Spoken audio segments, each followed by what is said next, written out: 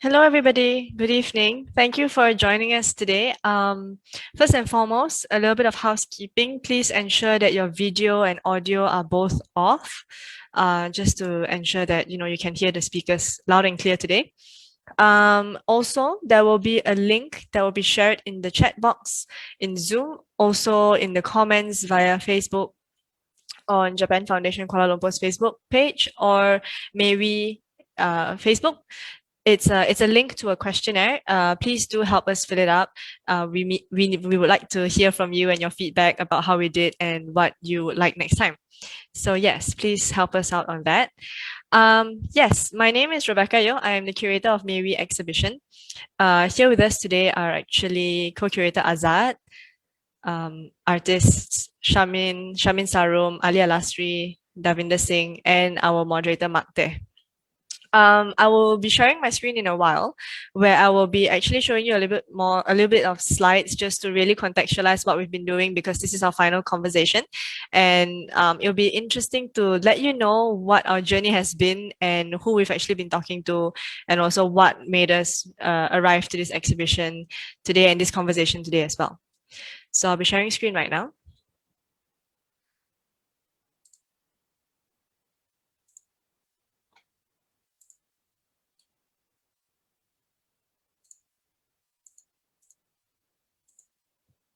Okay, so here we are today, Perspectives in History, with myself, Azzad, Shamin, Dhavinder, Ali, and Makte. So what happened before this was last year. Hang on, I can't seem to move my slides. Okay, there you go. Sorry, just a minute.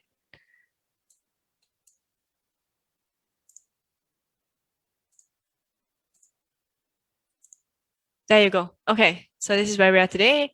And so this is a little bit about May 13, a little bit of context basically. So in 1969 held Malaysia's third general elections, and then there was racial riots. The racial riots took place in May 13, 1969. There were a few isolated violences before the incident, but then we realized this, we talked about it, and it also contextualized a little bit more about where we stand today. And according to sources, the first clash happened about 6:30 p.m. on May 13, 1969. State of emergency was declared and curfew was declared on the same day. So from official reports, 196 people were killed during the incident, but other international sources say that there are more. So from whatever we understand from May 13, we have I went to the Japan Foundation curatorial workshop last year, and a few keywords that got me going to write the proposal were keywords such as the fear of forgetting, thinking of the incident as fragments, because that's what we receive today as the current generation. We don't have the full story of the event, but we have fragments from stories and the different sources. Also looking at art as a form of history, which we will see more later, and the current perspectives of the generation now and their relationship with May 13, 1969. So these are a few works that we referred to as part of history as well, because there were four significant works to us that were made between May 13, 1969 all the way to 1970 in response to the May 13 incident. So these are works from Syed Ahmad Jamal, Reza Piadasa, Ibrahim Hussein, and Yeoh Jin Ling. So keeping all of this in mind, when we invited our four artists to join us, they came from various backgrounds, which made it very interesting for us, which was intentional because we wanted to have various narratives, various perspectives of the incident of May 13.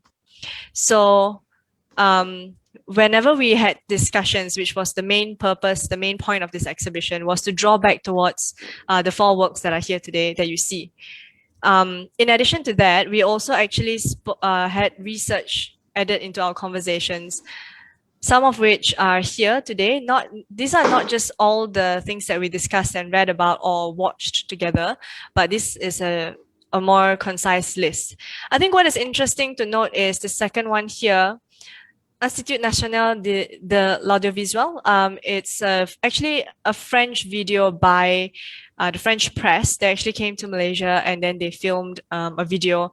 And so we actually invited an interpreter to actually translate the video to us while we watched it. And we also read a few books and read articles that really brought us to a better understanding of what May 13 is, what actually happened, and how we feel about it. We spoke to Dr. Paul Hyung Hong and also Mark Tae to gather more information as well based on their research. So this is Prof. Diana Wong. We spoke to her and she gave us a lot of context on showing empathy in the works that we do or in the conversations that we have with victims of the riots. This is a conversation and lecture with Mark Tae. And so all of the above, whatever you've seen, were brought together into one exhibition that is Maybe. It really puts time into context, because when we think of a venue, we actually thought of Tun Perak Co-op. And Tun Perak Co-op, there was a procession that took place just before the riots, which it gave us a little bit of connection with the space because of the procession that took place, the funeral procession that took place by, it was the funeral of Lim Soon Singh. And that really sort of gave us an idea of what we want to talk about, that we want to acknowledge that there are violences, but at the same time, we would like to take a distance because we are, after all, 52 years later, coming to understand May 13. And it's not an easy task, but it is also something that we are distanced from. So I'm going to show you a video of the exhibition space.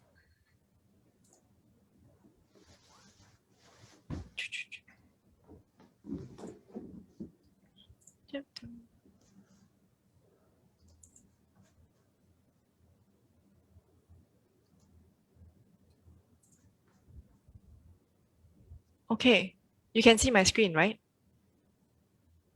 Okay, cool. So this is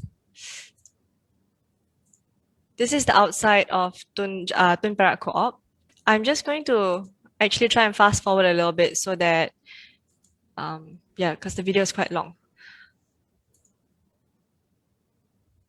So this is the space.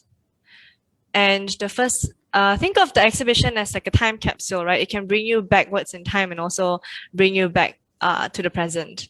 So the first installation you see is by Shamin, which he will explain a little bit more, I think, about his work after this. He brings you back in time to a connection and disconnection of May 13 for him in his mind. So as you can see, there's a mosquito net hanging from the ceiling all the way down to the ground. A mosquito net represents the safety of a space or the privacy of a space, and in this sense, it's the privacy in his mind, the space in his mind. And how he feels connected to May 13 is through his mother-in-law. Whenever they return to Kampong, his mother-in-law would always talk about May 13 and how she felt afraid, but she couldn't understand what was going on because she was very young. So if you can see the wheelchair, that belongs to Shamin's late grandmother. You will also see a balustrade that is a part of a traditional Malay house, and also a feather keris right at the middle.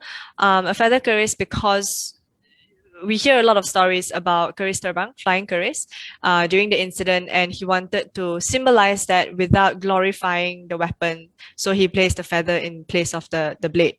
And also there's a flag which represents the tribute to the people who's lost their lives, and also the tribute for Sam's mother-in-law as well. If we go upstairs, you will see Dhavinder's installation.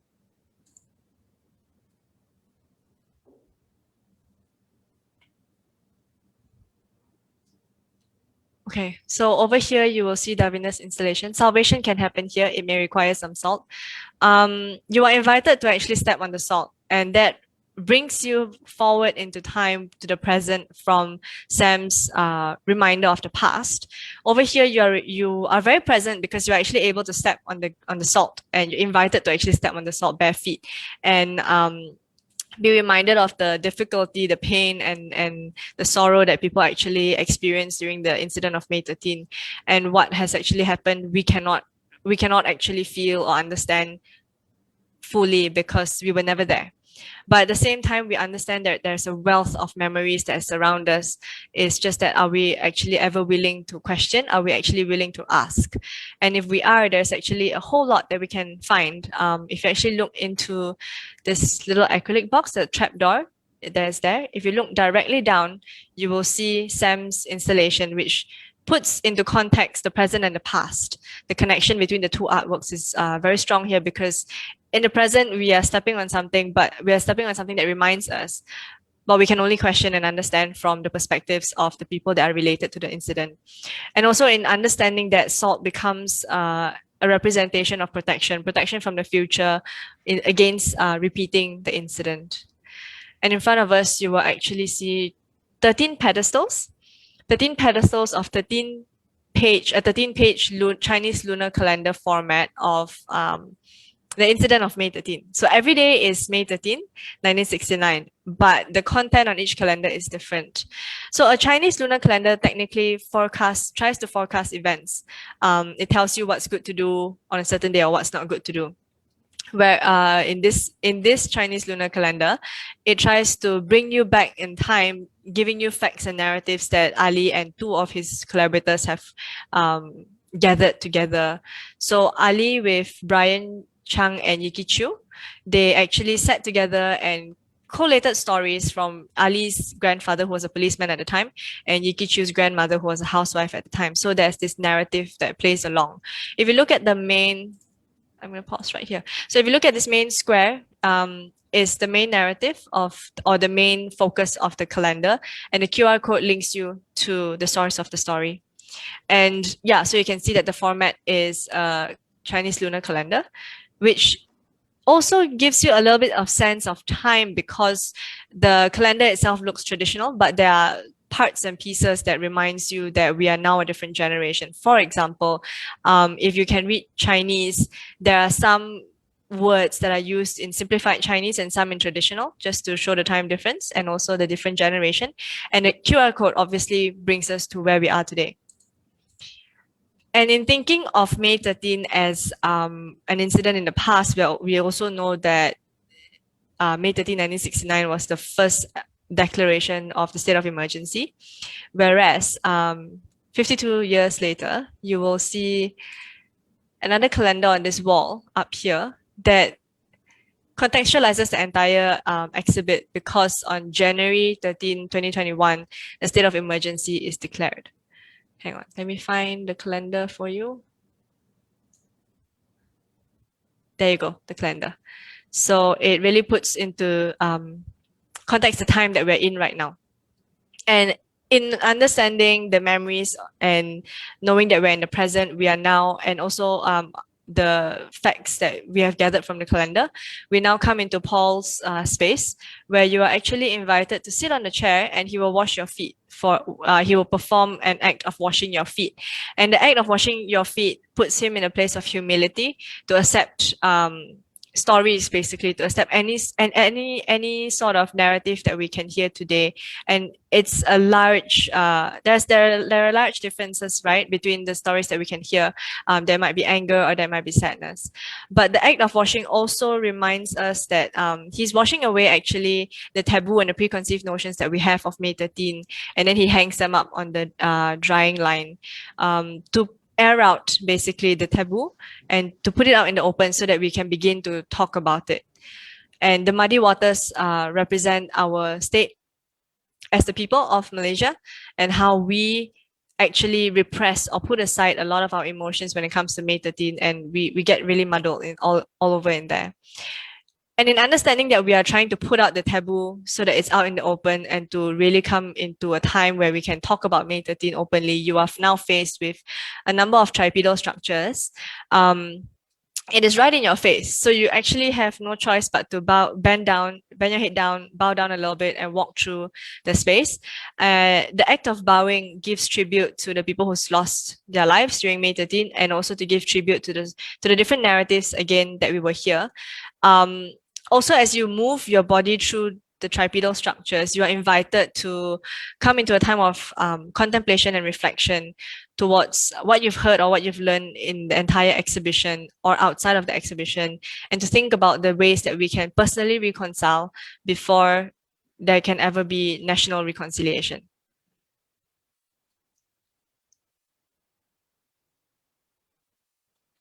So this is May We exhibition, 4 installations, and this is the last installation where you will walk through the structures and walk out of the exhibition. Yeah. So I'm actually right now going to pass the time to Sam so that Sam can share a little bit about his workshop. Sam had a workshop with 10 participants where we tried to encourage the 10 participants to talk to their family members about the incident of May 13, to basically ask questions, because it is the core of the entire exhibition to try and encourage people to ask questions. So Sam, do you want to begin? Yeah, yes, please. Yeah, hi, I'm Okay. Sam. I'm Shamin. So I'll briefly, I'm one of the last artists within this discussion series to the public to briefly explain to you guys what the artwork is about, and then how that workshop, what was the outcome of the workshop, I think. Yeah. So Rebecca's gonna help me to. Cool. Thank you, Rebecca. No worries. So basically, this is the artwork, Kisah-Kisah Ibu, or Stories from Mother. So in a way, for me, it's been an interesting process because it's been quite intimate. I mean, it went through a lot of iterations, but I think the difference was in the way I approached a subject. I'm trained as not from a fine art background, so I think I have a more pragmatic understanding of how you solve things. So going to this project or this artwork meant that I had to go look into like a more intimate part of my background or history, trying to encapsulate all these histories, memories into something that is quite personal in the end. So if you go to next please.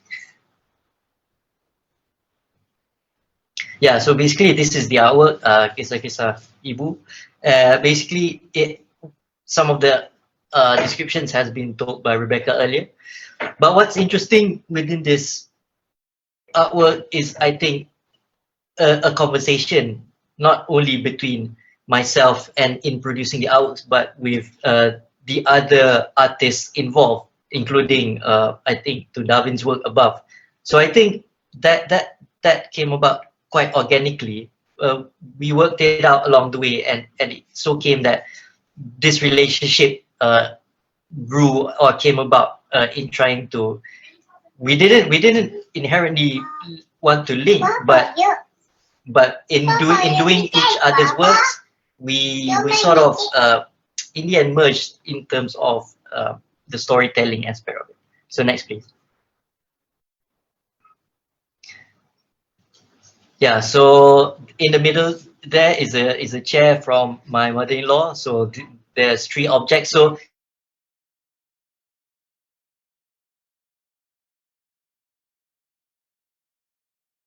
you could say it's 3 layers, which is equal probably my vague memory of what I have of a certain period of time, and then on that you have a chair which belongs to a family member, mother-in-law, and then on that are 3 fragmented objects which represent different stories within that narrative of storytelling from my arwah mother-in-law. So next, please.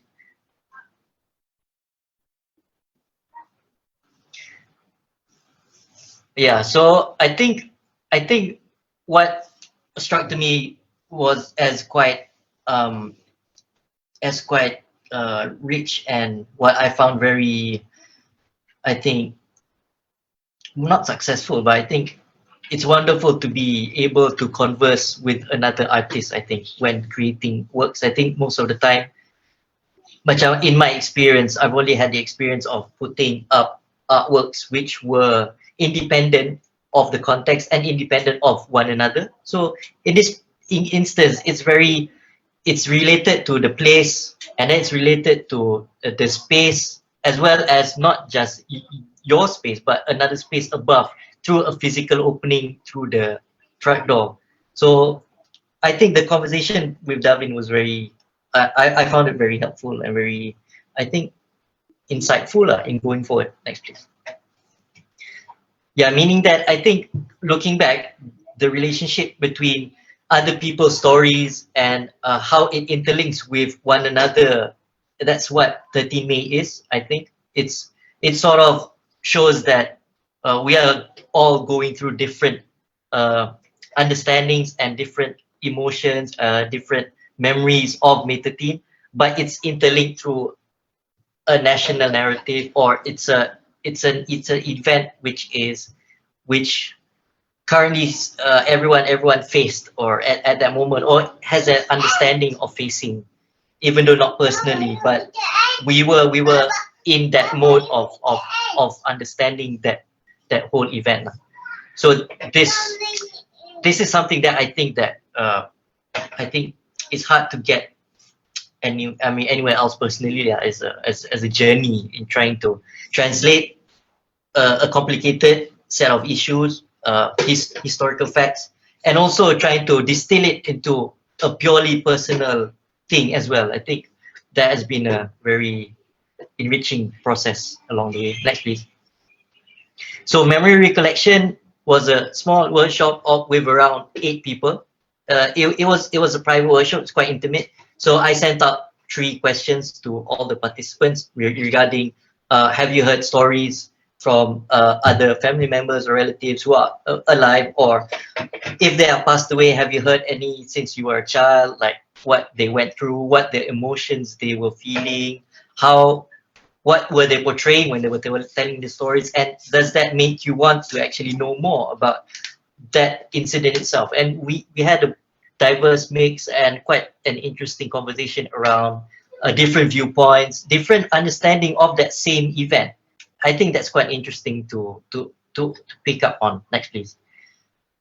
So I mean, everyone has a different point of view, or different entry point to May 13 that actually we don't talk about it enough, because we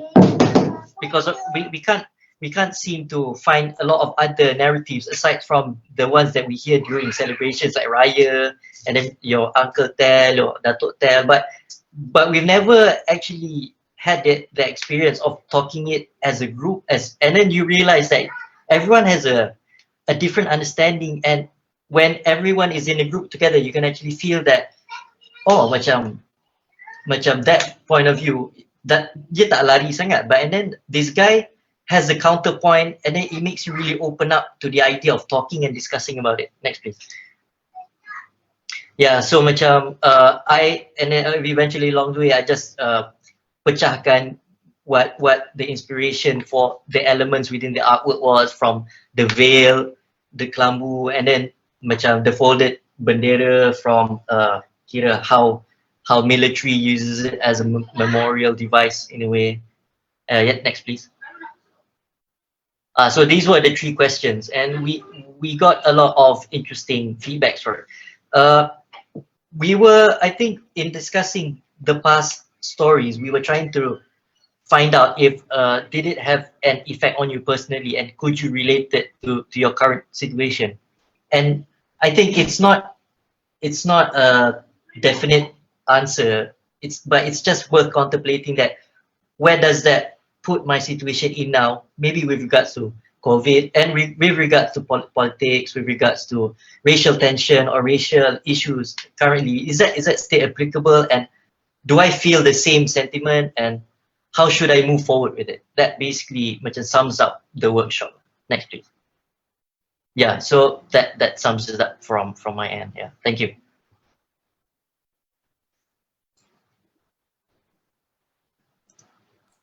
Thank you, Sam. I also just want to explain a little bit about the conversations that we had prior to this one. Hang on. Yeah. Lost my mouse. Great. Okay, so there you go. Just a little bit more on my slides.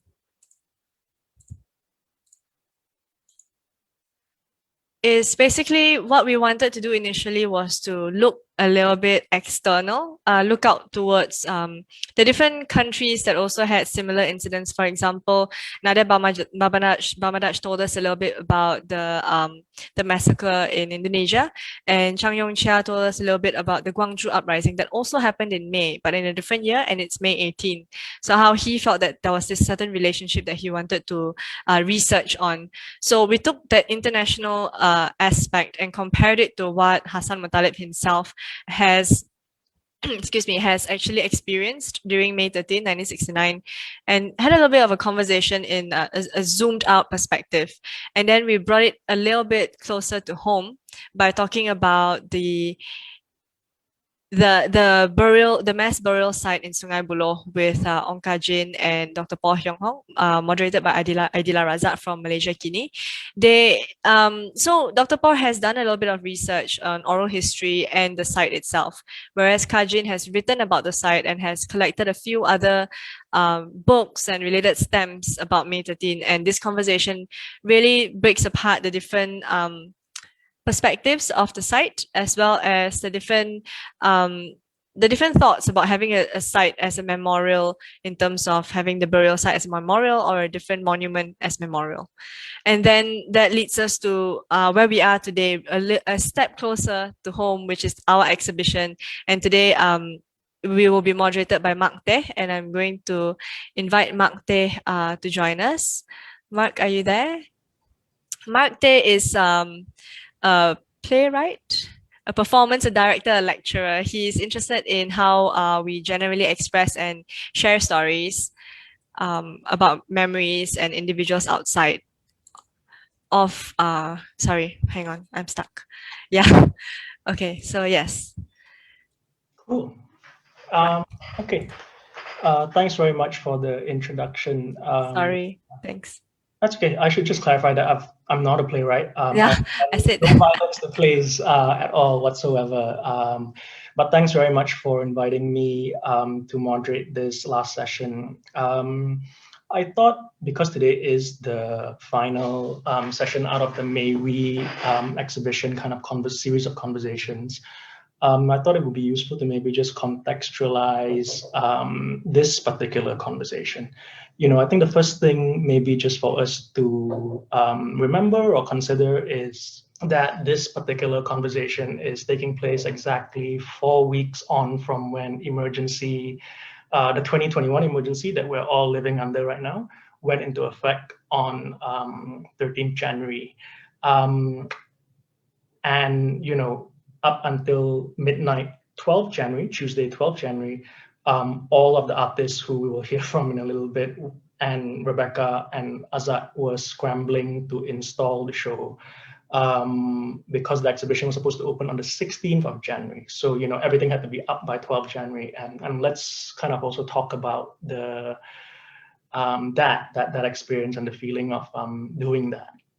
I think the second thing that I wanted to just also kind of put out there is that, the May We exhibition is a very unique exhibition, because while the curators and artists were trying to kind of excavate or look back at the previous emergency of 1969, this serendipitous accident parallel emergency landed on top of them, right? So this layer was not something that was anticipated. The curators and artists were already thinking very much about the exhibition under the MCO type situation and how to let people in. But then when emergency was declared and the kind of MCO came into effect again, this meant that people could not visit the exhibition, right? So this is why we are inviting curators and artists to come back almost 1 month later, 28 days later, to kind of like rethink again, like, hey, what the hell was that? What the hell is it, right? The other thing which I want to mention is this exhibition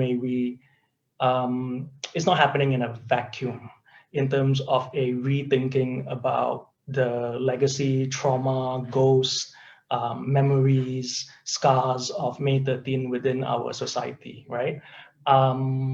As Rebecca has already mentioned just now, there's been several conversations that included the artists in this exhibition, as well as artists who have dealt with May 13 in their work, people like Chang Yong-cha, Nadia Bamadash.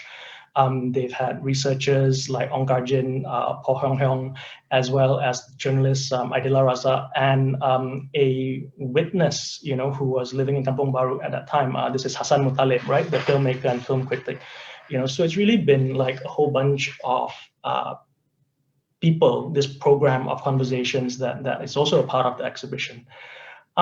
So this larger, how do you say, constellation of events, I just want us to zoom out a little bit to 2019, which was the 50th anniversary of May 13, 1969, right? In that year, there were many projects made by diverse peoples, artists, journalists, civil society groups, publications, that were attempting to look at these multiple strands of May 13, to remember it and to kind of reconsider it and to reckon with it, right? So some of these included, of course, Hannah Alkab's book, right? The Weight of Our Sky, which was published in 2019. In the same year, filmmaker Lau Kek Huat released The Tree Remembers, which was shown at the Freedom Film Fest.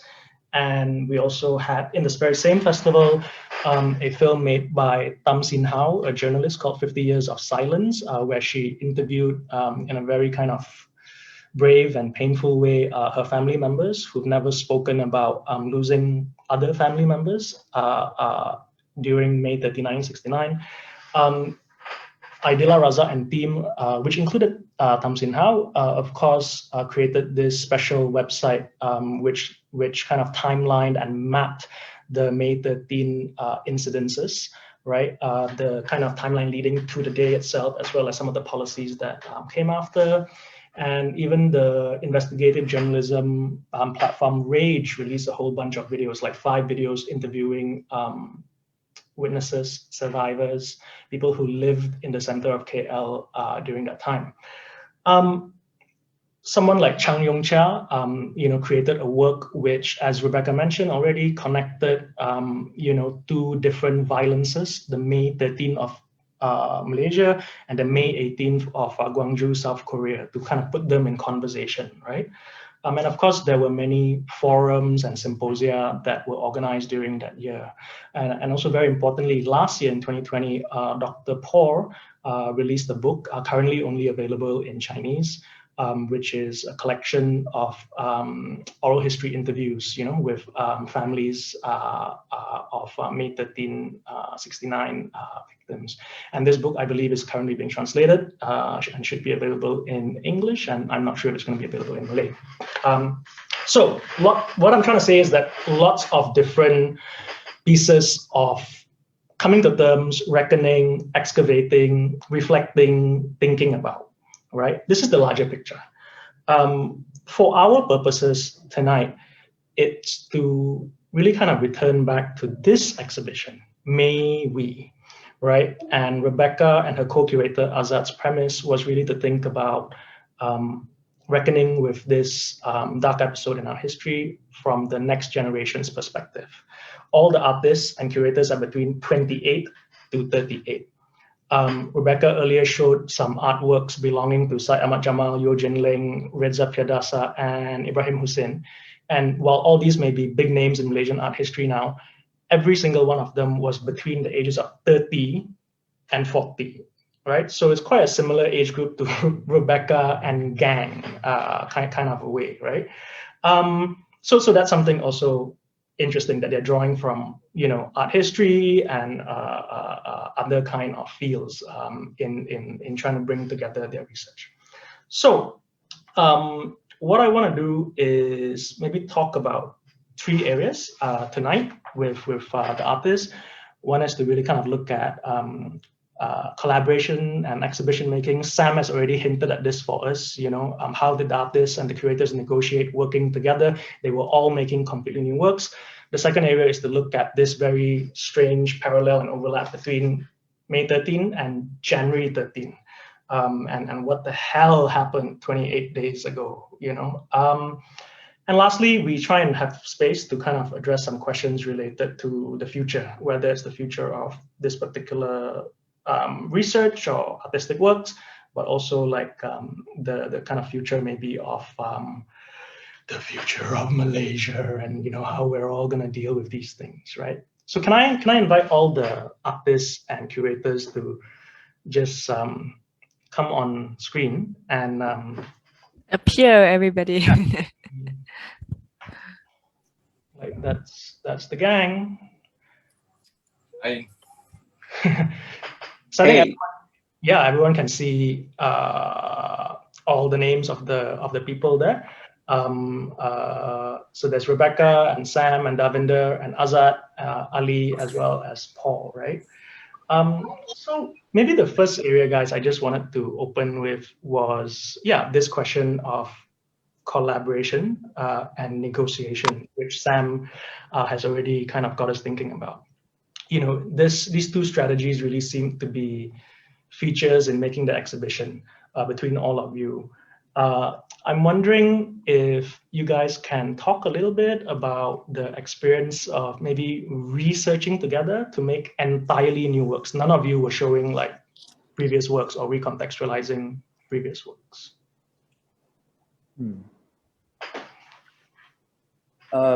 Siapa nak start? Siapa-siapa? Sam dulu ah. Sam dah okay lah kan. Wait. No, I can start briefly just because just to sambung from the earlier what I said lah kan.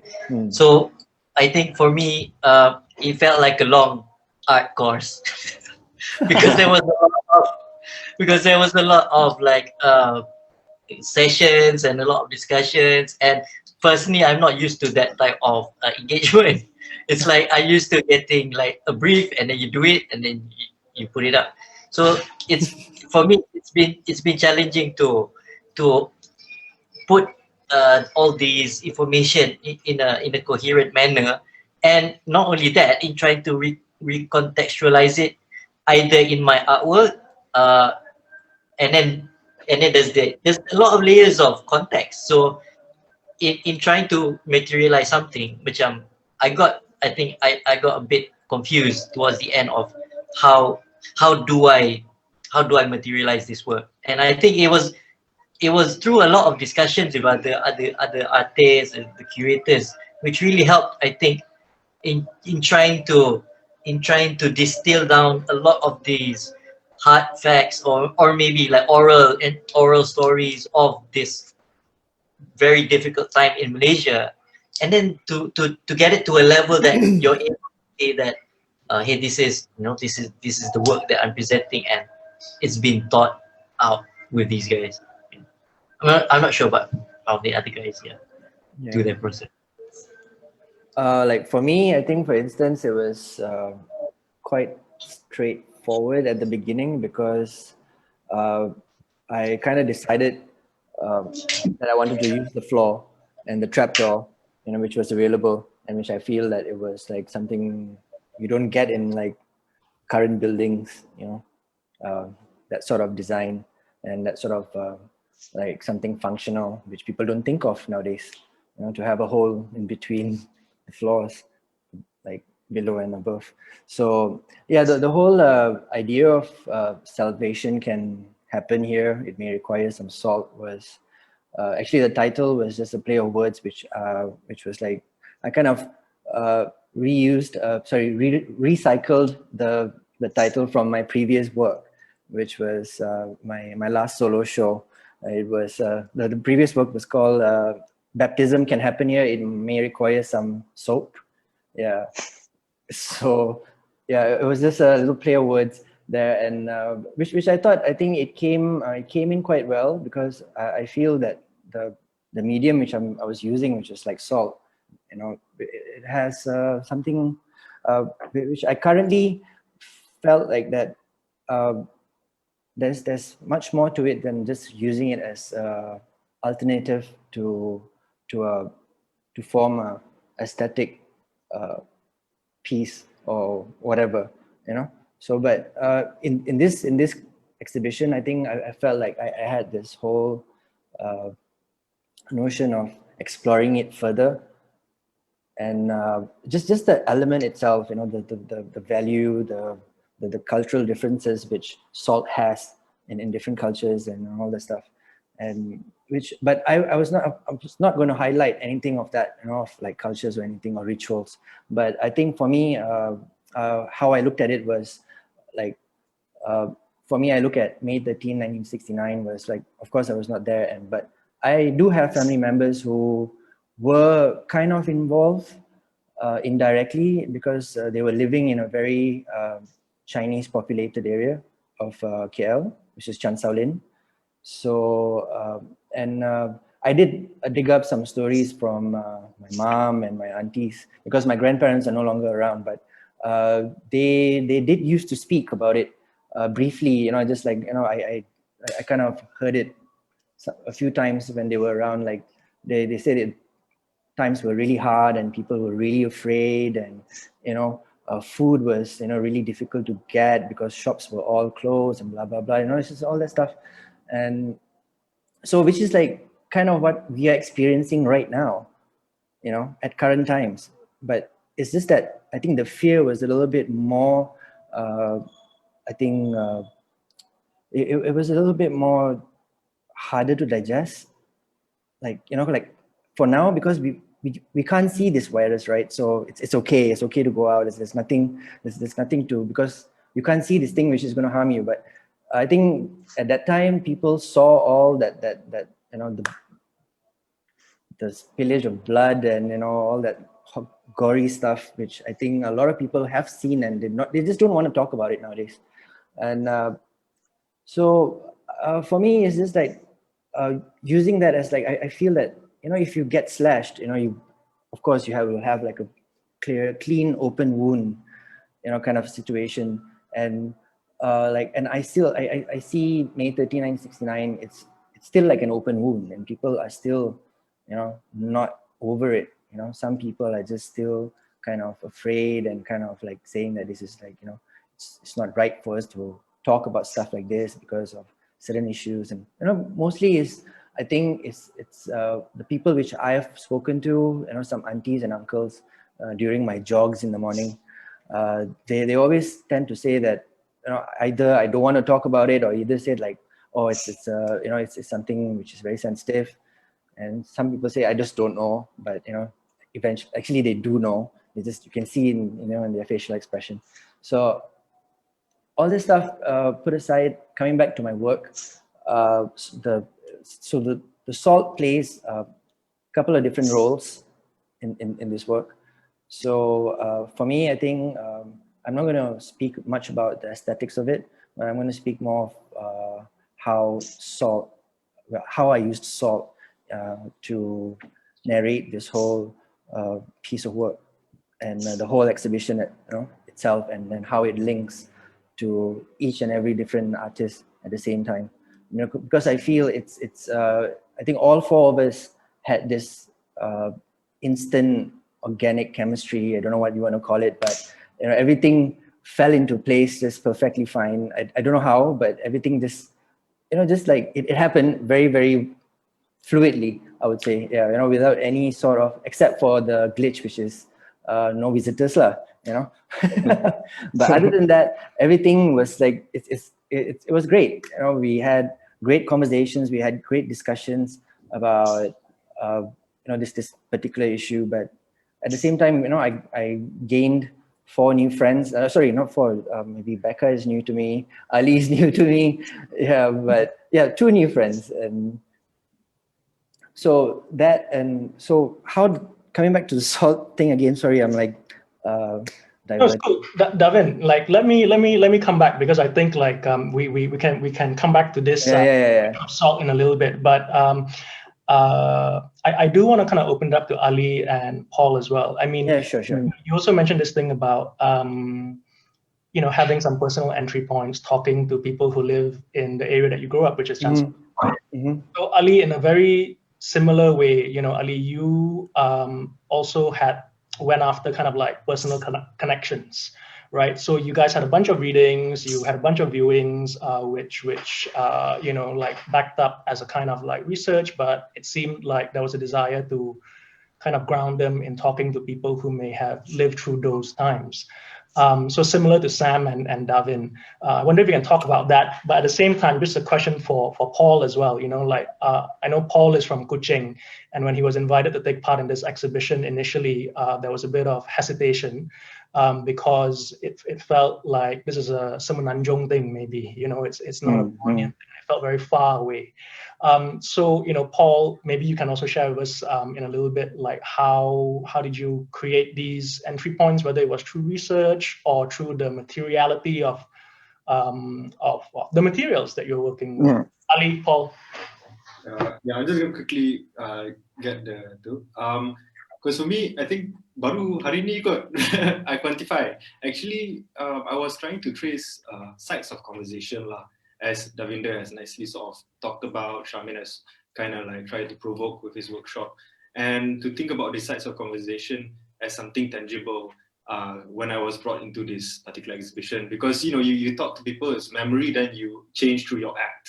But how then if it's like captured or archived, and then you look at the most basic lah, book sekolah kan, and then you realize the gaps there and the juices that are actually in human beings as opposed to books. And then when we hang out together, brought by this exhibition as a site of conversation for each artist, I think I've never met most of the other artists, and I think how we work together it was organic, but it was also nurtured because aku daripada performance background. Jadi aku macam don't do visual work straight away on my own in the silo. I naturally work with collaborators in theatre ensembles of work.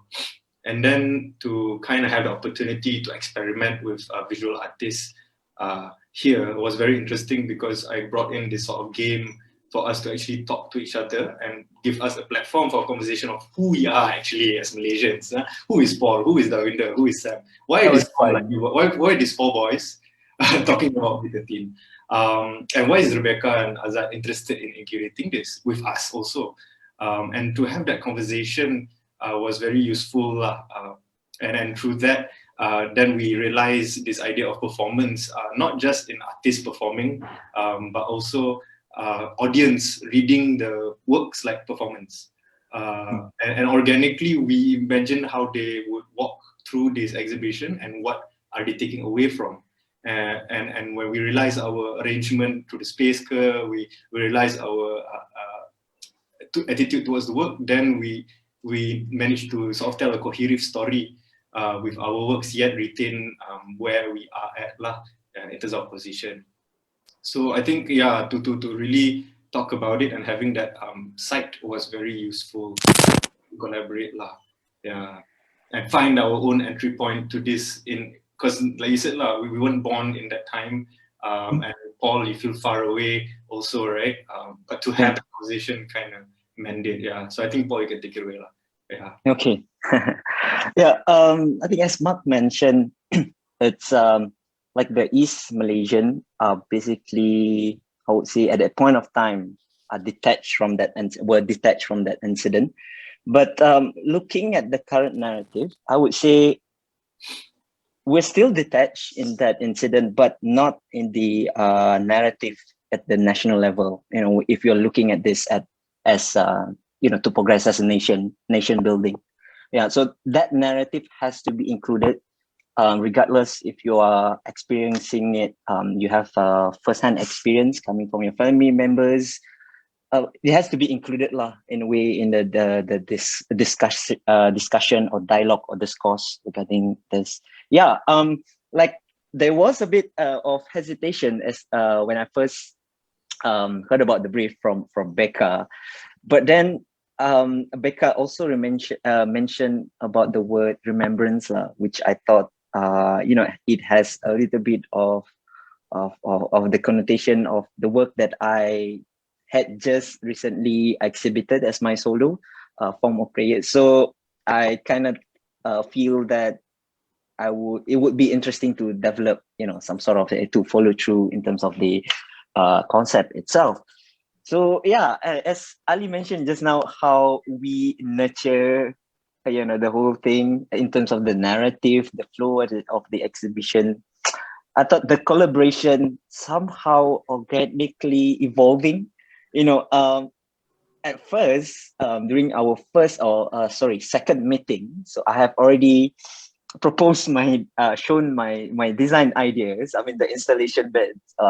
It was an A-frame, almost similar to what I have now, but the narrative are kind of different. So it was meant to be at the entrance. So coming into people's house or someone else's house, that where you be the humility and also the respect part, the respect bit. But then towards the end, when we have more discussion, getting more insights from Mark, Prof. Dana Wong, and also Dr. Paul, and yeah, somehow the narratives kind of grow, I would say. And then I get more information. I'm exposed to more information which I do not get. I did not get from whether it's the curriculum from the school academic. It was just, like stories here and there, like the flying parades. I may have heard of it. Yeah. So when we had that conversation with the researchers and those who are actually dealing with the trying to understand the whole context, so I thought that was an eye-opening. Yeah. So yeah, I really enjoyed the process, actually. How everyone grows accordingly. Yeah. Okay, so it sounds really nice and rosy. And everything is like butterflies and hearts. It was. And no. So yeah, Dhavinder said like chemistry, and I think Paul also said chemistry, which is really cool. Yeah. And I think one of the interesting things is that you're all coming from different practices. Installation, architecture, performance, and the works somehow have this kind of performative layer that Ali was suggesting as well. So even when we are following Rebecca's walkthrough video just now, even though we can't visit it physically, we are very aware of like the presence of a singular body that's going through the space, right? So I want to ask the two curators, Rebecca and Azzad, like the artists all here semua cakap pasal chemistry lah, like semula jadi, semua. But of course, sometimes we need certain conditions for chemistry to kind of emerge, actually, right? And I know it's not so easy, actually, right? Many of us are involved in creative projects where chemistry is sometimes a struggle.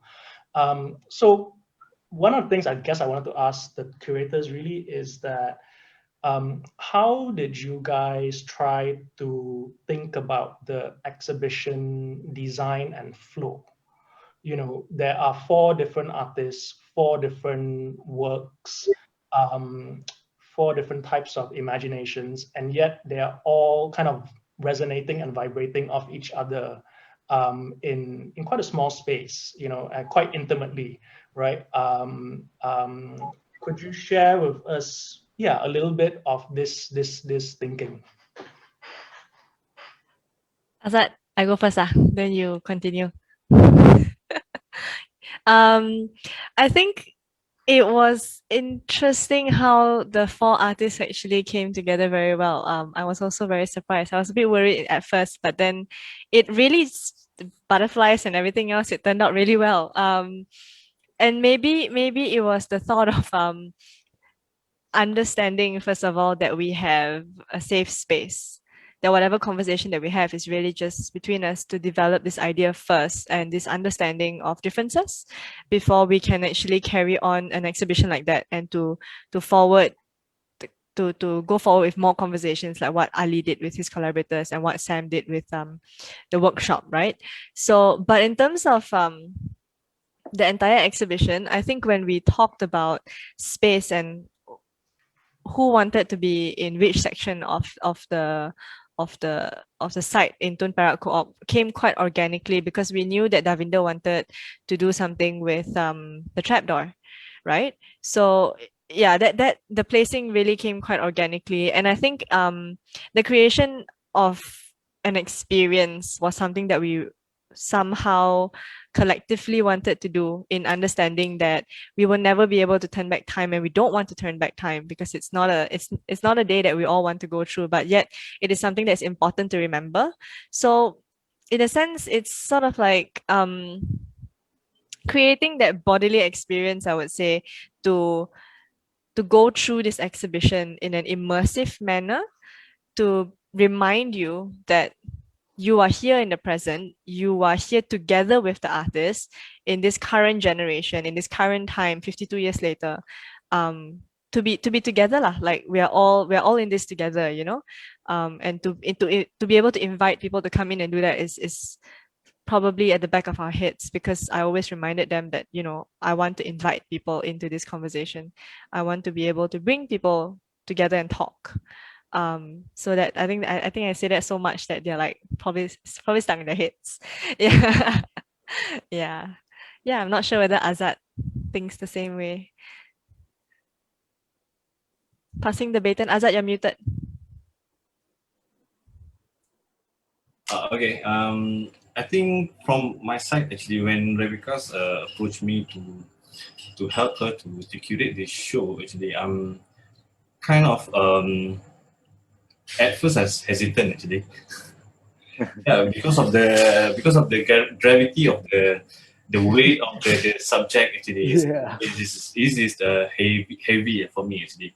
But come from my own interest as well, I felt that actually I have to maybe I have to involve actually with this project as well. Because knowing about the May 13, because I'm come from the Malay family background, very conservative actually, which is where my parents' house is a very UMNO place actually. So so a lot of the story that I heard is actually circled around their, you know, their mythologies, their pride, and there's a Malay pride and all that actually. So and then actually it's kind of like I try to ask myself, actually, is it true, or is it just another way how to portray yourself actually towards the others? So because I understand this, the main thing itself is a very political, it's a very you know, it's a sort of a lot of the controversies, mostly when it comes to the politicians and all that. So I thought that, okay, I think this is for me to learn as well, to get into this project as well. So at first, when what come in my mind is when talking about the exhibition is what we want to talk about, because you doing art exhibition and, let's say, natural history of science exhibition is quite different because you have facts and all that. So people learn through facts, but art exhibition, you have artists, and you learn through artists. You kind of reinterpret. You have now we have 4 artists, which is making works about May 13 from their own perspective, but based on several facts and stories that come about throughout the incident as well. So, and then I kind of gather these kind of questions. One of the questions is, what is our responsibility to these stories that we inherit? Mostly the stories of suffering. So, because history is not linear, history is actually, there's a lot of notes and you know, different pathways. So I thought it's interesting to think about us, ourselves actually, as a citizen of Malaysia, as well as the inheritors of the history itself. So I think that's one, when we talk about it actually in our discussion, is quite interesting that I think people try to grasp that in the manner of what can we do actually to relook into the history, and what can we do actually to portray this incident not as most of the stories or research actually based on violence, based on the political struggle, but can we look it from our perspective, human perspective actually? What about the victims, and what about us actually as an inheritor of this incident? So because we know there's a lot of policy that actually affected by the May 13 as well, the Rukun Negara and or the NEP actually, and then it's never ending. See the circle, and then you can see there's a two generation. It's kind of a dichotomy. There's a divide from the pre 1969 and the post 1969, which is we are the post 1969. So the pre 1969 mostly thinking about the race-based politics party, mostly thinking about race. So but move on to now currently. So we thinking about people as a Malaysian, as a Malaysia, we have the same problem here. We have the same similar difficulties here. So I think it's not just to think really about one particular race, but how can we look into more holistic and think about Malaysia in the future from now. So by looking at the past and looking at the future.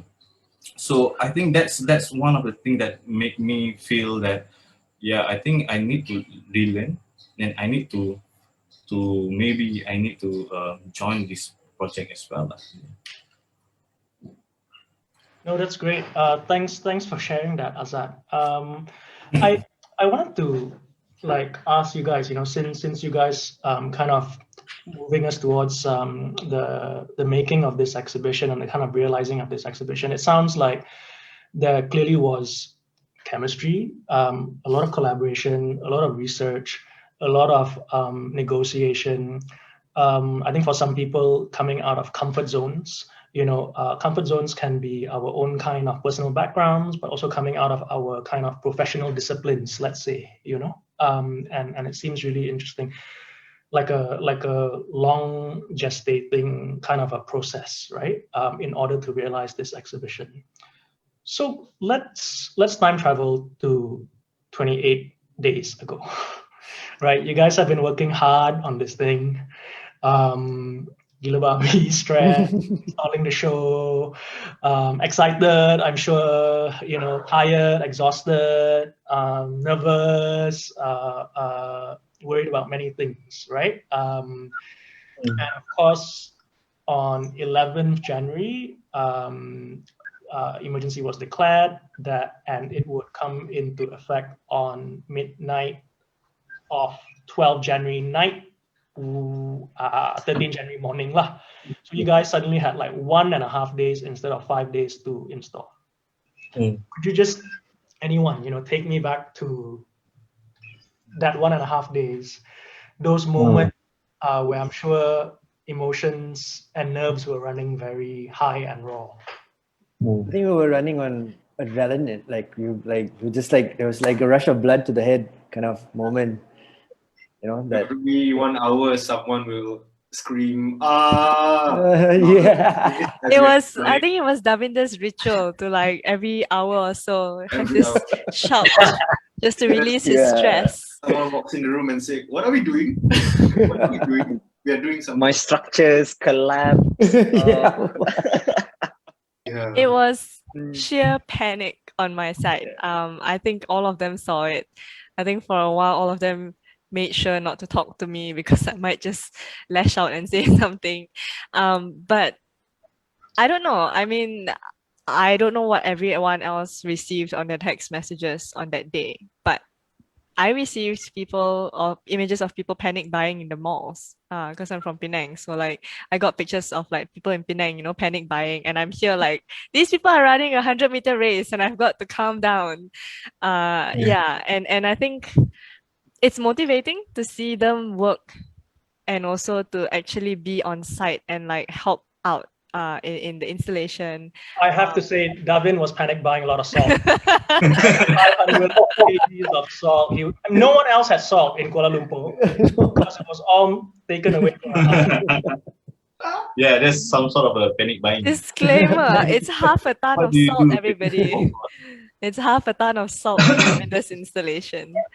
One of the things is because we already planned the installation for a week, which is before the 5 days. opening. Yeah, 5 days. But now it's cut short to 2 days. So that is quite crazy. And then most of the artwork actually you have to build it in the site. So yeah, that's and then you have to work during the PKPB. So you don't have much time. So before it, you have to chow lah. Actually, you cannot do some work lah. So, but then again, I think for we help each other in a sense lah, because you can see that this is one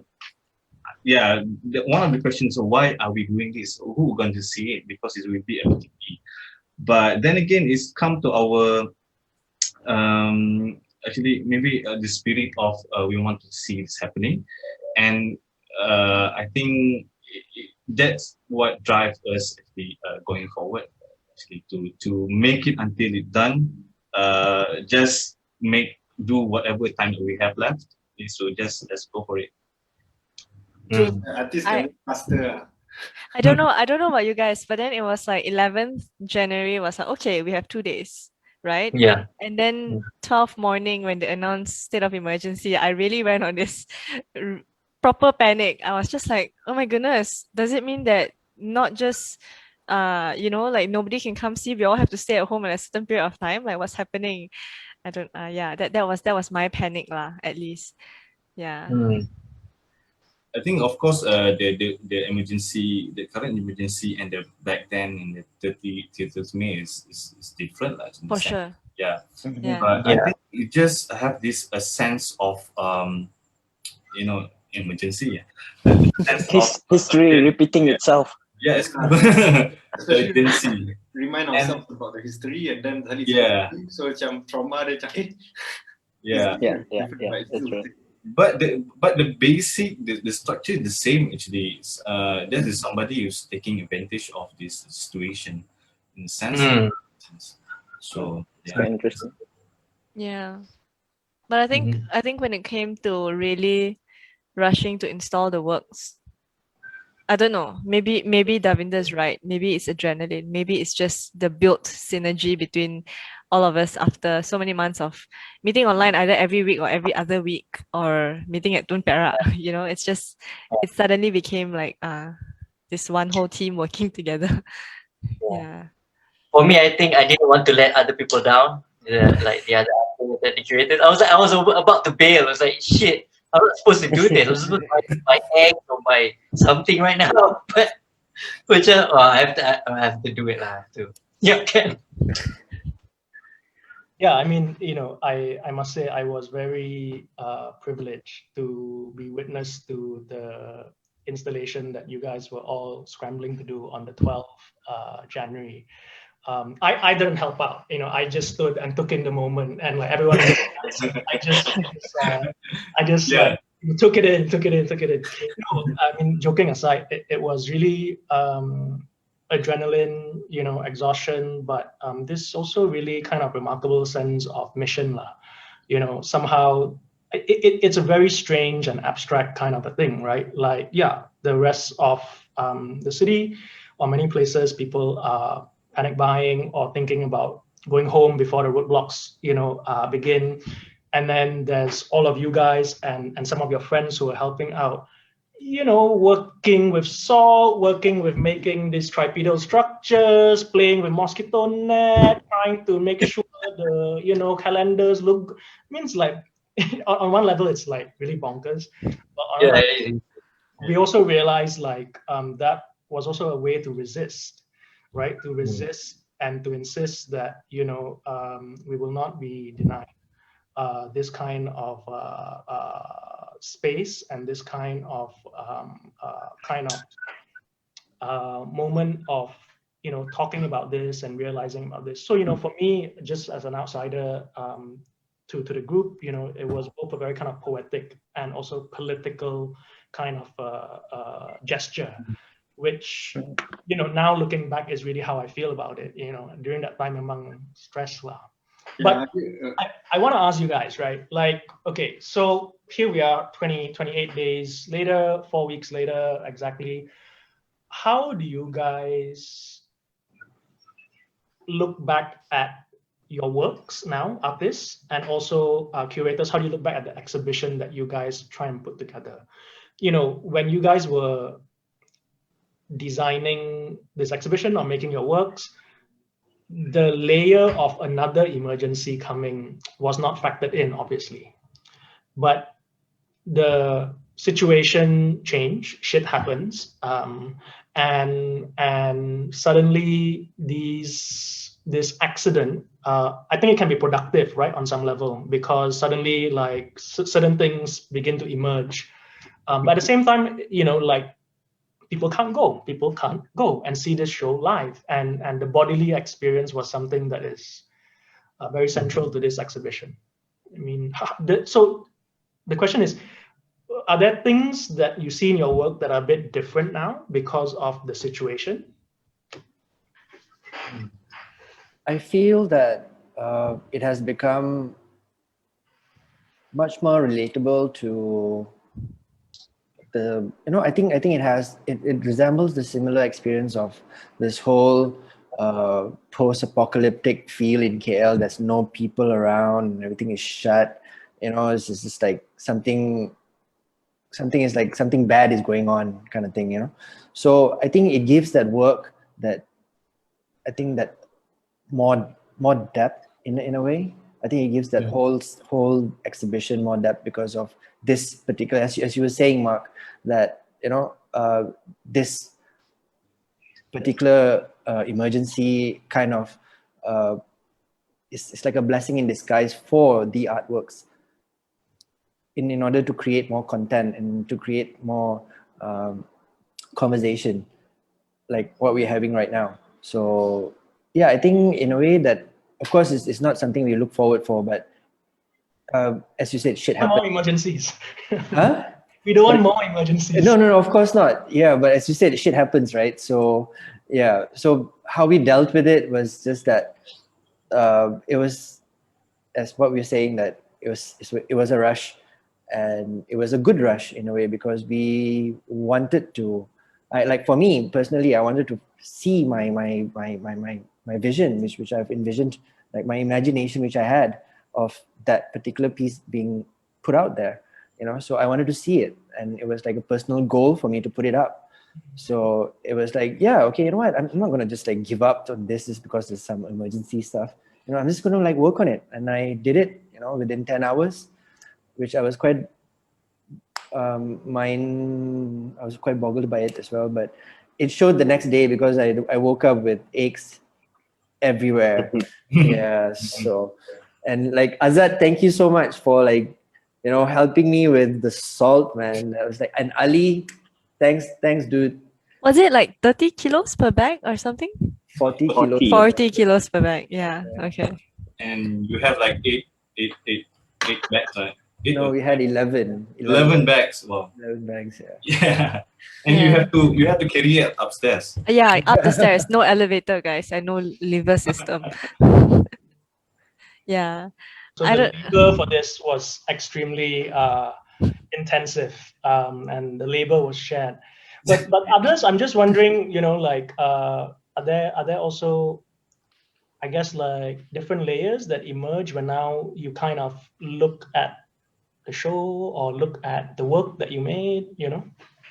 I think for me the last calendar, the 13th January calendar, really came about through the shared frustration, shared resistance that we had when we were installing, and I think to kind of change the work to ground on that day of the irony, made or at least pushed me lah by the collaborators to kind of like ground this idea of history repeating itself through the current calendar. And fortunately enough, Azzad had a calendar lah, and then the work indirectly like sort of evolved from what it is, but also to kind of gain confidence that exhibition is only a temporal side too. It's a starting point. The work in itself, at least for me, I was very clear of knowing that it needs to go beyond just those who can have access to exhibition. So it really made me feel more responsible to kind of continue it, or at least find a way for it to go out to the public, aside from our original plan or currently that the exhibition provides lah. I think when I think of memory, especially, right, it's something that really doesn't change much. As it changes, but then we remember the emergency, and we compare it directly to what we are facing right now. And I think when you look at the works, when I was actually thinking, or maybe Azzad will feel the same, when we were actually thinking of the exhibition and when the artists started to begin proposing their ideas, it was all just this abstract, and they were all paper sketches. And then on the day of like actually seeing it being built was a bit surreal. And then at the back of your head, you're like, okay, this is being built, but then now no one can see it. At the same time, this emergency still enables me to drive out and buy groceries. But the artworks are stuck. The artworks are the one that is actually facing the real emergency because no one can actually come and see them. And I think that I'm still trying to draw that relationship, although I don't have a concrete layer that you're asking. But then it's this thought that that I'm reminded of currently and after the exhibition has been up and then people can't come see it. So like, how do we think of the artworks differently now, because they're going to be taken down later on? And then also the immediate thought of having to put everything online was another platform and another layer, because people will see it differently. Like how I walked through you guys during the walkthrough video just now. You can see the camera moving through, you can see the feet on Dhavinder's salt and walking through Paul's structures, but you're just not there, and there's just that missing element. And I think that really reminds us of like what Ali said, like grounds us to where we are now. Yeah. One thing. Sila. Okay. I think, looking back at the exhibition, so when I was in that the in the room in the exhibition space, it's a kind of a funny feeling as well. Actually, for me, it's just like I'm kind of go back to time, because looking at the space itself, Tumpera is a quite old building. It's an old building. I think it's built in 1940s. And then I can feel that there's a there's a firecracker. Yeah. Okay. Stop now. So I think it gives a different layers looking at the certain monuments. When I look at the artworks, actually, it have these feelings of monuments itself. But in more holistic monuments, but not necessarily as a monument that like usual monuments where, but more like grounded on the real feeling, grounded on, I think best way to say about it is kind of like how we imagine things actually historically.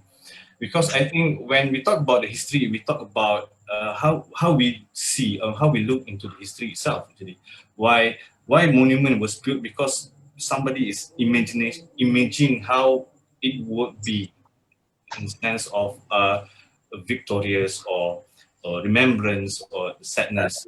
Then that's what I thought about the whole exhibition itself. It's become an unmonumental monument itself. Looking at a fragment of stories that kind of that relation to us now, but it have those kind of bridging from the past and the future. It's not that something that you have like the Tugu Negara and all that, but it is something that is closer to us actually in a sense. That and then we can have that space as a place, as a site of conversation, as a site of getting open up to different stories, to our stories actually, and other people's stories. So for me, is a one word, unmonumental monument. And Interesting. Go for it, Sam. Oh, sorry. I think relating juga kepada Azzad punya monument tu, macam I macam terima juga that tak ada orang boleh datang. I quite like it sebab there's a stillness in it. Dia macam sekarang macam I pergi situ macam pergi kubur. macam I pergi dia macam Agreed. memorial. I totally agree. Ada macam memorial. So macam untuk I pergi situ, I go in, I pasang lampu, and then I bersihkan sikit area tu. It's like going to my mother-in-law punya kubur juga. You datang kubur because you are the only one who knows where that grave is. And then macam you bersihkan sikit dia punya kubur tu daripada daun-daun, and then you leave it. So macam for me it's like a memorial. It's nice that not a lot of people can see now, and only like macam whoever knows. I don't know. I sort of accepted it. No, that's really cool. I mean, I think this idea of like a space for conversation and contemplation really is one of the ideas behind this project. And when I visited the exhibition as it was setting up, I certainly could feel that and could kind of, how do you say, anticipate if people could visit, this would be the kind of thing that it is. I mean, the other layer about this idea of monument or memorial is that, exactly like what Azzad is saying, like often official monuments or memorials are very compromised, right? They, a lot of compromises have to be made in order for them to exist. No one really like loves the monument. You know what I mean? And instead, they exist in concrete, right? And it's always tied to this big idea of nation with a capital N, but these artworks that you guys made that have some memorial-like qualities that we cannot visit, I mean, it's quite special because they exist in this very strange liminal space, like, can we, so the may we question is really like also not intended to be related to the emergency now, but it's also there. May we visit this damn exhibition? May we see these works finally? Hopefully we can, on February 18th. That's when we find out about the next round of emergencies, right? I want to move us on to the next section, but I also just want to remind people who may be viewing here on Zoom as well as Facebook. We're coming to the last section now. I'm gonna shut up real soon, and we can take questions from people on across the different platforms. But like turning towards the future, like guys, I wanted to kind of like time travel a little bit. Right, we time traveled to 28 days ago. The exhibition kind of makes us think about the past, but if we time travel to like 20 years into the future, okay, like how would you personally imagine like May 13, 1969 to be remembered or represented?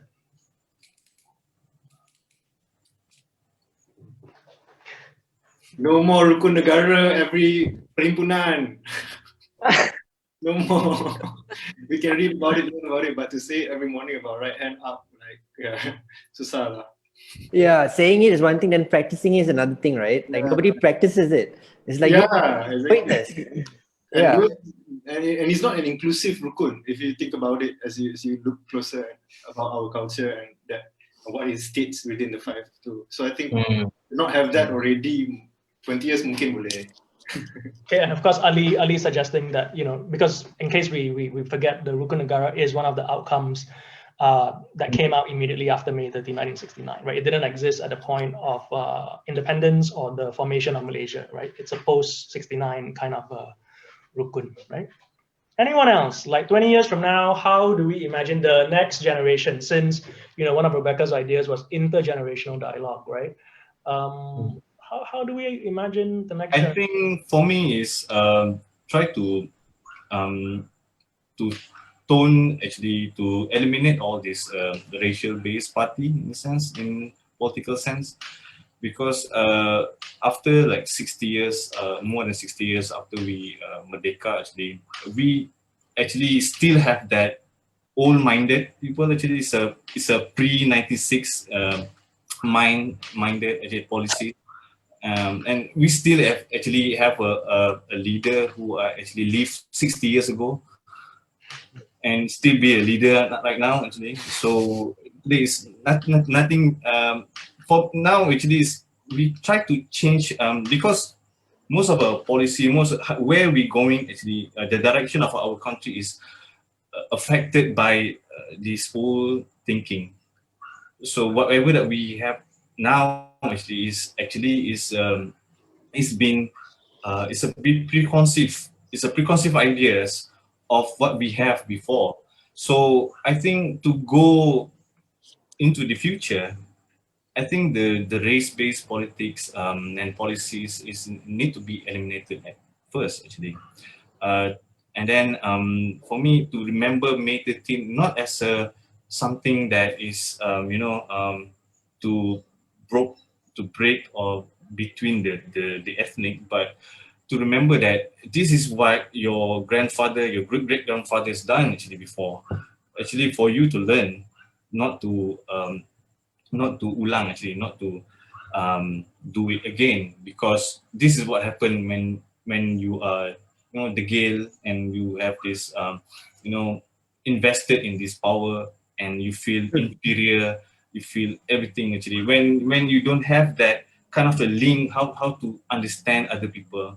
So now I think it's time to move from our bubble actually and to know people actually around us, our neighbor. Cool. So we've had a review of the Rukun Negara. We've had a suggestion to remove or restrict or maybe even ban race-based political parties within the formal political system, right? Are there other things that you imagine like 20 years from now?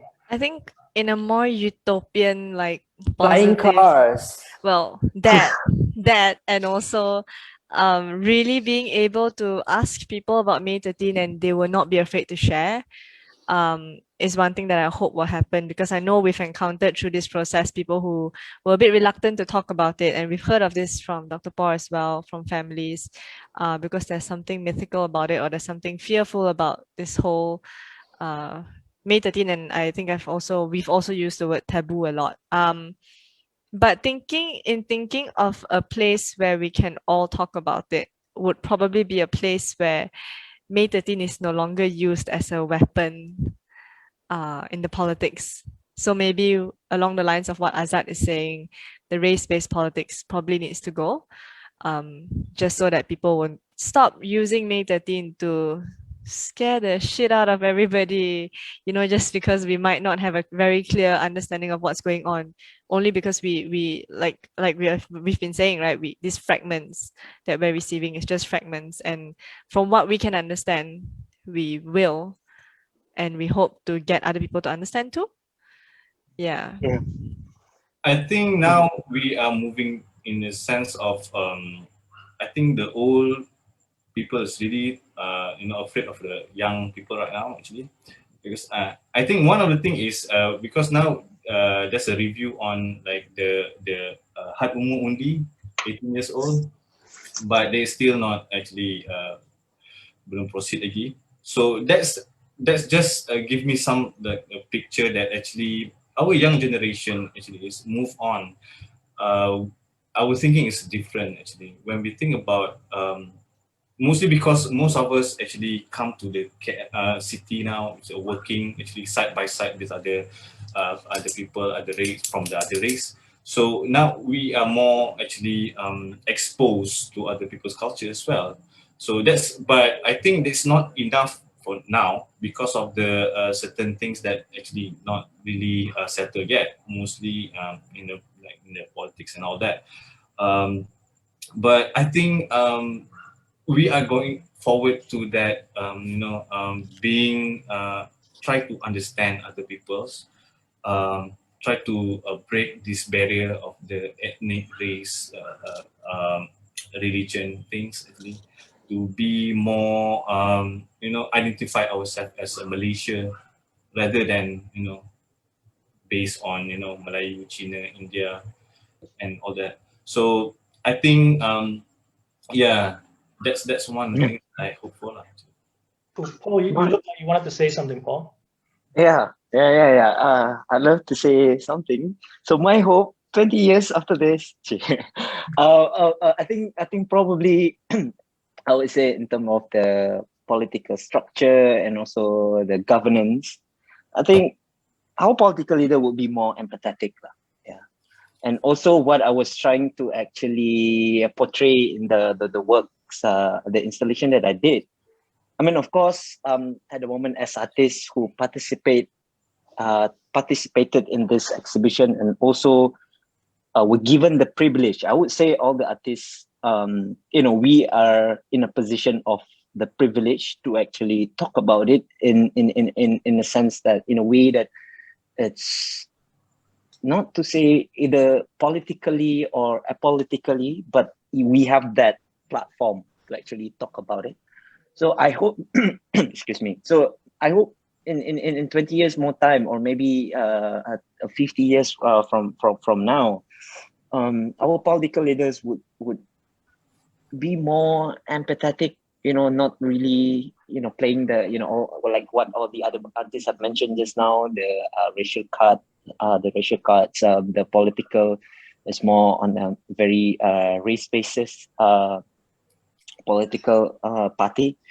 And yeah, I guess that's what I was trying to showcase, because my entry point towards that exhibition, even myself coming from Southeast Asia, East Malaysia, who did not get, like really exposed to it. So my approach was actually domestic, to actually talk about not the social or cultural or political landscape, but rather the fabric of it, where you really, go grassroots, talking about the intergenerational suppress that we actually going through, all the anxieties, and how the struggle of the rakyat itself, how these big policies, created this ripple effects that over 5 decades. It's actually, we're not seeing it like directly. We don't see May 13, 1969 repeating itself, but it has been embedded in that fabrics of the social psyche and everything. How the policies change, so it shaped that social fabric and then at the end of the day, the landscape. So hopefully in that 20 years time, we're more progressive. I mean, of course, we still can be, appreciative or conservative towards certain things like our Azzad and etc. But to progress as a nation, I would say, we have to at least find consensus and reconciliation. And then so I was hoping that this exhibition maybe will create more platform, or perhaps continually provide, discourse or dialogue, so that we can talk more about it, and then not just on the political level where Makcik and Pakcik would talk about it. In 20 years time, we all will be the Pakcik, right? Yeah, and also the Datuk, and then perhaps at that point of time we would, the narrative will be more, not to actually romanticize about it, but would actually talk about it in a more progressive way, so that that narrative can grow to become something that is, I would say, for the betterment of the future, I guess. Yeah. So that would be my, I don't know. Yeah. These are all, one can only speculate lah. Yeah. Yeah. Sure. No, that's really Yeah. good, Paul. I mean, I think, this idea that you propose about, it's something that I think we live with every day, this racialization is, as you put it, like embedded in our culture and social psyche. And of course, one way that happens is, of course, it's institutionalized, right? Through Correct. political parties or through policies, as Azzad mentioned as well. Mm. And of course, in Malaysia, we never get tired of hoping, praying, wishing that politicians will, wake up, become better, blah, blah, blah, blah, blah. But of course, it is a very rare and brave Malaysian politician that will want to deal with this. But in fact, if we turn the gaze or spotlight away from that, we know, right? Like actually, as I mentioned earlier, from 2019, there's so many different stakeholders that are dealing with May 13.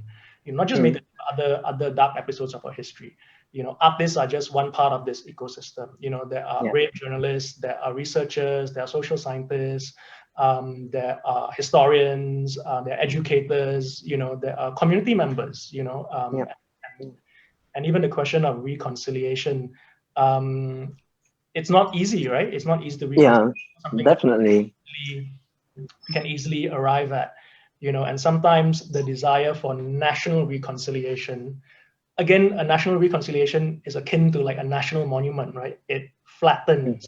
It can become an empty gesture or kind of official ritual, which no one enjoys. Because once you put it there, it's stopped. Correct. And a reconciliation, needs to happen at various levels. And I think you're all suggesting that, at community levels, at family levels, and also sometimes within the self as well, because the self has a lot of trauma, right? Rebecca, do we have any questions from people? I'm sure there are some questions. We have some comments and some questions. So first is I'm sorry if I'm pronouncing your name wrong. Si Xian Tian. It's a comment on Zoom. Hopefully we are more united as a people during this emergency compared to back then, especially given that the virus doesn't care what race we are. Do you guys have any comments to say about this, or should I go to the next question? Next question. Okay. Sure. So we have Clarissa. She's asking, she says first, congratulations for building and creating the physical exhibition. I'm really interested in the many digital facets that morphed the exhibition to be more than the physical manifestations. To discuss like this one, to the discussions like this one, to Instagrams and Facebook posts, what do you think about this digital ecology you have all created? Nice question. Anybody wants to say anything? Can I start with saying something just real quick? Of course, because my installation it involved like performance, and of course I'm kind of sad with the fact that people can't really come to the show to visit. I mean, to actually walk through, you take off your shoes and then walk on the salt, and then towards the end, I wash your feet. I only managed to wash Ali's feet, okay, which was before the lockdown for demonstration purposes. But yeah, I'd love to hear feedbacks on what people say. I mean, yeah. So that's a quick one. Okay, I think for the sort of digital ecology that this particular exhibition has sort of occupied, right? And how this archive is sort of built based on what we are doing and the work that's coming out from the talks and everything.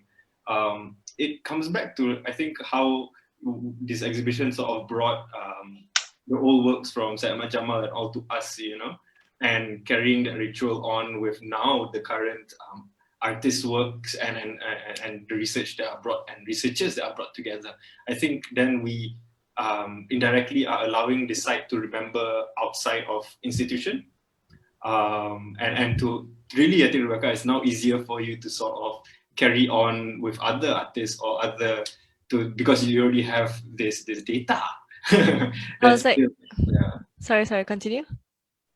No, I just feel like we already have this story, this data that's here right now that can continue to be built upon.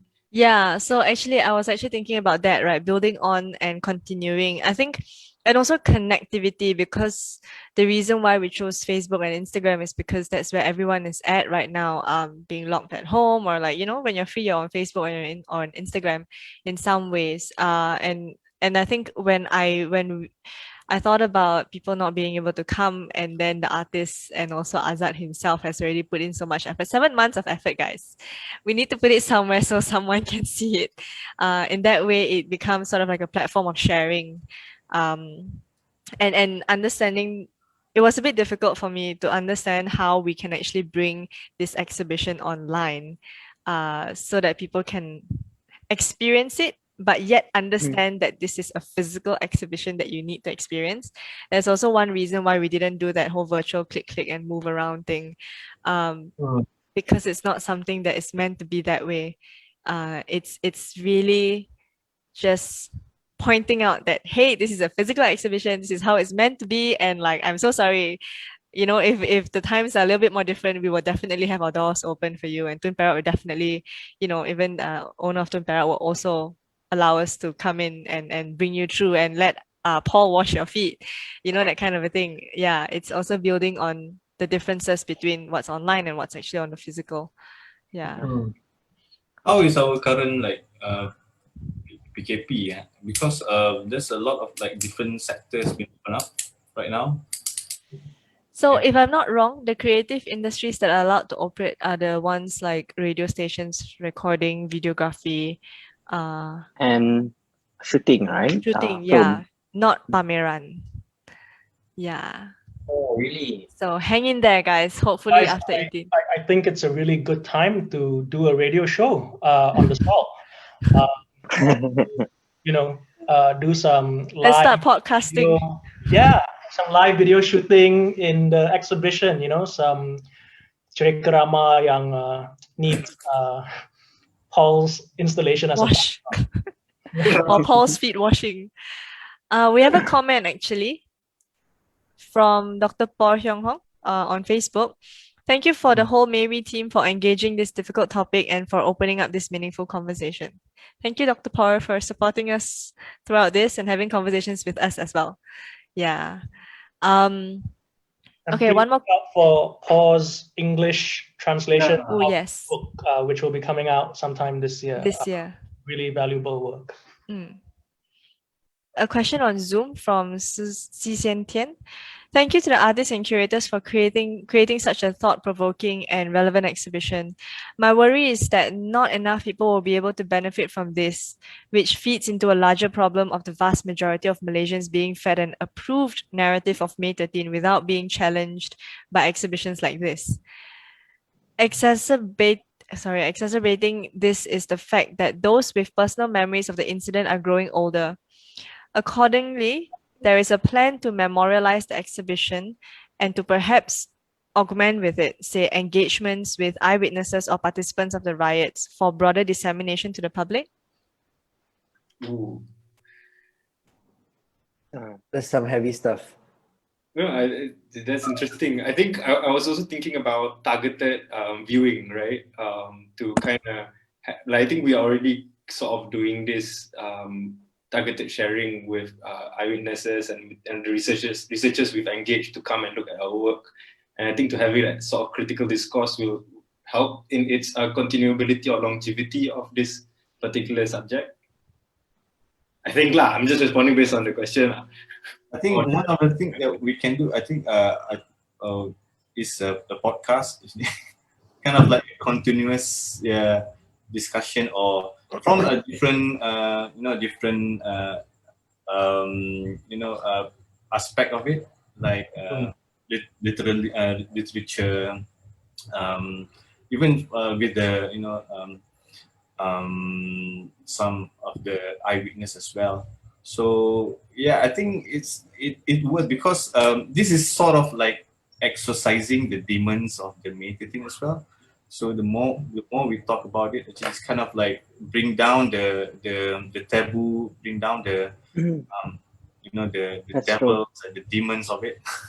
So I think I hope that we can actually continue with this discussion in other platform as well.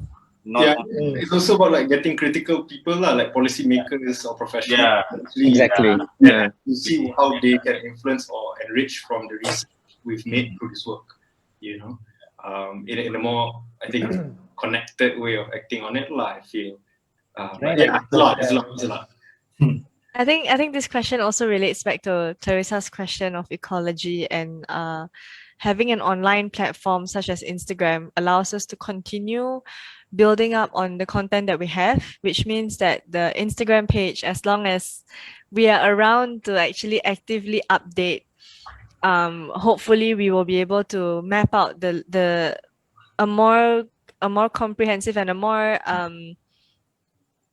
more information about the stuff that we've read, for example, to make lists of it, or like to come up with sources so that everyone can go and check it out. And then obviously the podcast, and also basically other ways we can talk about the exhibition outside of the exhibition. Talk about May 13 outside of the exhibition. Yeah. In that sense, podcasts or future exhibitions, hopefully this one will travel. Actually, there's an Instagram post actually. I think this is Instagram called actually it's based on the 1965 Indonesian massacre called Setiap Hari 65, which is they will post about the massacre actually every day. That ranging from personal account, history, memories, or documents and photos and images actually. So that's one thing that we that can be thinking of lah. Azzad, there was also talk about a sort of publication, right, from your part. Right. Yeah. Well, maybe you want to share a bit about that before we end or something. Oh yeah. Only share. Huh?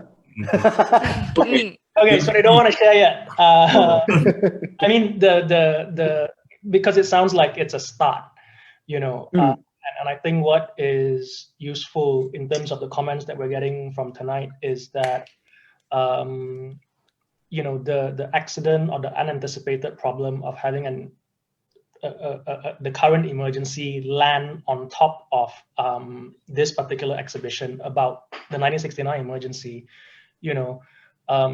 really is that what you guys managed to do, I think very successfully, is to turn the tables on the problem, to make the problem productive, right? Of course, the audience cannot go and see the exhibition physically. There's still hope. Maybe they might be able to do that from February 18th onwards. There's still a little bit of hope that they can do that. But you guys have found lots of different ways. And in a way, these are just the starts, so podcasts, possibly a publication. I know, Ali, you were in the previous session, you and your collaborators were talking about, developing the calendars into another work. I think what maybe something else just to throw into the pot is to also zoom out, as Azzad has already suggested to us, almost all Asian countries or post-colonial countries, if you like, we all have this kind of history of state violence or civil violence and historical erasure, right? That's 65, 66 in Indonesia, that is 73, 76 in Thailand, Yongcha, and 1980 in Guangzhou, currently in Myanmar. Yes, right now happening in Myanmar, exactly, right? And I think when we put these things next to each other, and we go away from this kind of Malaysian exceptionalism, because as Malaysians, we love to look at ourselves and to only propose Malaysian solutions to Malaysian questions and Malaysian problems, right? But actually, when we kind of zoom out and we constellate the bigger picture, and we see all these things happen at particular eras. All these things, all these societies have kind of authoritarian governments. And we should be initiating more dialogues with like regional colleagues, because there are also parallel so-called younger generation or next generation artists, historians, researchers, journalists who are doing similar work to people like you guys. And maybe, you know, some of the answers or some of the perspectives that we can't quite see can be filled in by friends and neighbors from around the region, you know, just to put that into the pot. Just one more comment on Zoom. This is it's a suggestion. This is another cultural mapping project that could possibly be a good inspiration for the broader May 13 project. The website is malaccainfact.com. So I think maybe we can go and check it out. It's in the conversation on chat right now. Xi Xiantian has pasted the link on the chat, so you can actually click on it and check it out. Yeah, and that is the final comment of tonight. Mark, do you want to say, do you have any other questions for us? Or no, just thank you to all of you. I mean, like, you crazy guys, you crazy people who kind of, you know, put up an exhibition that no one can go to. I mean, that is a joke. I know it hurts a little bit, but I mean, it's a very unique. It's unique, you know, and I think you guys have managed to really kind of open up and connect lots of different people, you know, and stories together through putting this exhibition together. And as mentioned by people like Clarissa and Paul and so on and so forth, you know, yeah, you managed to kind of turn it around. So thanks very much, and thanks very much for, you know, reflecting on this session, and thanks to the audience watching through the platforms tonight, who for you know, participating in this. I hope that we will be able to see this exhibition. Yeah. yes. Get in touch with the team. There may be official and unofficial ways. Yeah. That's all I'll say. Yeah. So I think as a final conversation, it's only fair that I thank the people who made this happen. Basically, I would like to first thank Japan Foundation for supporting us through this exhibition. I'm going to name them. There's Shimada-san, Tomokawa-san, Kugai-san, and Nazrin.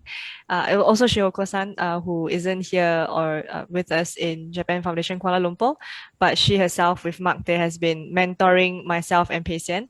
Also, thank you, Pei Sian, for being a great support, because we are also going through this you know, pandemic situation, lockdown situation, and putting up an exhibition. So thank you very much. Artist, my dearest artist and co-curator, thank you for pushing it through and, you know, settling on like every week we have to meet up. I don't know how you guys put up with me, but yes, thank you very much. Yes, and also Tum Perak Co-op for supporting us as a venue and to still open up the space and let us rush through 2 days of installation and be that site where people cannot come in, but the works are there. Yeah, so thank you very much also for people who are here on in this conversation with us and every other conversation as well. So I would just also like to announce to everybody, to remind everyone to stay tuned on our Instagram or on this respective artist's Instagram, because I'm pretty sure all of us will blast and announce once we are able to bring visitors in. There might be strict procedures, but it will probably be in a form of Google Forms that you have to fill up so that we can put you into time slots and make sure that we don't overcrowd the space, because hopefully everybody wants to come see the show. Fingers crossed. Fingers crossed, that's right. Yeah, and also keep in mind that as part of this exhibition, there will be it's supposed to be, initially it was supposed to be a publication for this exhibition, so that when you walk in the exhibition, you can take the publication with you. But because of the situation, it will become a post-publication where we will be putting all our reflections and thoughts into it with the conversations that has happened. So it will be more comprehensive, more in-depth, and Azzad and I with the artists are working on this right now, and it will definitely be released and shared on Instagram as well. So keep in touch and keep posted on that.